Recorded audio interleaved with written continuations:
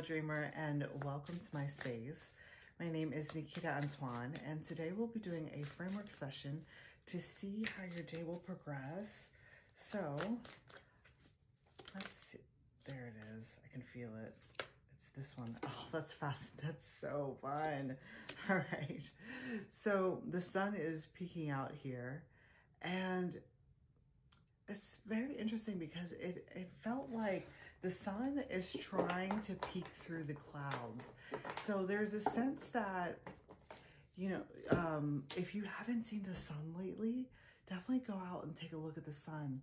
Try to absorb some rays of sunlight today, because whatever it is, it's going to illuminate maybe something that you have been trying to grow. I often see this figure here as like she's actually tilting the energy of the sun to specifically point on each of these little things down here that she's growing. So it's like your absorption of the sun is in some ways helping you to nurture like the manifestations that you have that are in the works right now. And what I'm sensing here is that it's as if there's a lot of cloud cover, and you can feel it though. It's like you're wanting to look up at the sun and you're asking to see the sun, and then suddenly, finally the clouds part and there's the sun. So it's got an energy of like a resurgence energy that's coming here with the sun. Okay, so let's look at the underlying energy to see where that is going. And I'm loving this. We have the Queen of Cups that's showing up here. So just paired along with the sun, this idea hasn't actually come up in quite some time, but sometimes when I look at this sun, it feels as though she's underwater. That the landscape that she's within is an underwater landscape. And so with the Queen of Cups showing up as your underlying energy, it's like you are of this watery realm. It's kind of giving me the idea of like a mermaid that is going and checking on her coral garden or something like that. So that's what this is referring to. And what it also means is that, we have the idea of this using the sun to nurture your current manifestations. And the water itself actually tends to magnify light.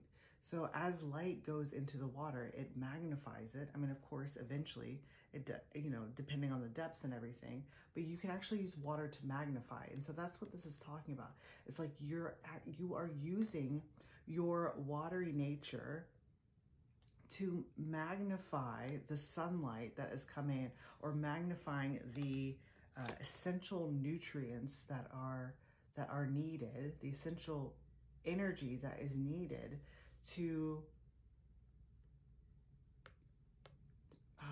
that's interesting. It's coming through as like to proliferate. It's just a very interesting word to say. So, all right, on the split to see where this is headed, and it's headed into the Ten of Wands. All right, so this is talking about that you get a lot of growth, right? But in order to expand growth even more, or to get more of the healthy parts of growth, there tends to be like a necessary pruning that is happening, that needs to happen. It's not that it is happening, it's that it needs to happen. So with the Ten of Wands that's showing up here, it's like I'm actually seeing almost like different branches. This is a very metaphorical reading today, but there's different branches and stuff that need to be clipped or cut down to redirect all of the nutrients into the most healthiest parts. And that's what this Ten of Wands is representing today. It's like those parts that are not doing well, maybe branches that are not receiving enough sunlight and just kind of are withering away. It's like cutting those off or setting those down, in a sense, setting down the burden of trying to give nutrients to that section is what's going to help release this and actually help it grow. It's like there needs to be a little bit of a pruning process coming in here for you. So let's also take a look at the overall energy. And we have the Seven of Swords that's showing up here. So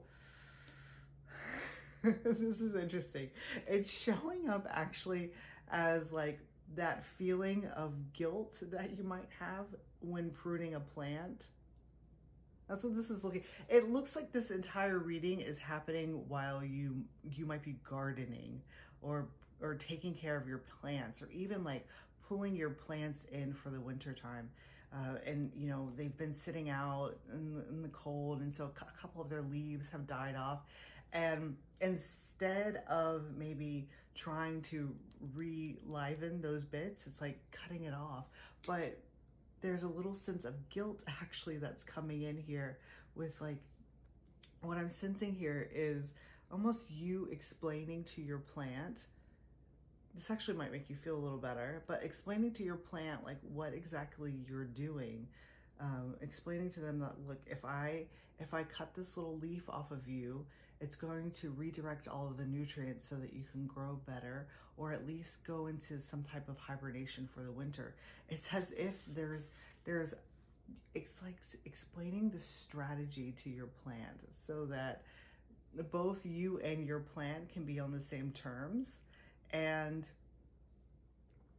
you don't have to feel guilty about it. Also, it's like it's for their own good. That's what this is referring to. It's like it's almost as if explain to your plant that, or your manifestation, it could even be your manifestation, that, you know, it's good to actually like cut away little bits of the plant in order to bring about more growth. It's like that is actually what the sun is representing. It's like the sun is representing the self-care that you have for your manifestations. I mean, of course, it can also be expressed externally, like through a plant. So, as always, this message was brought to you by the Psychic Broadcasting Service and is made possible by contributions of dreamers just like you. So this message was a little metaphorical, but if it resonated with you, definitely leave me a little comment down below. Tell me how this plays out. And if you are interested in zodiac readings, I actually just did the new moon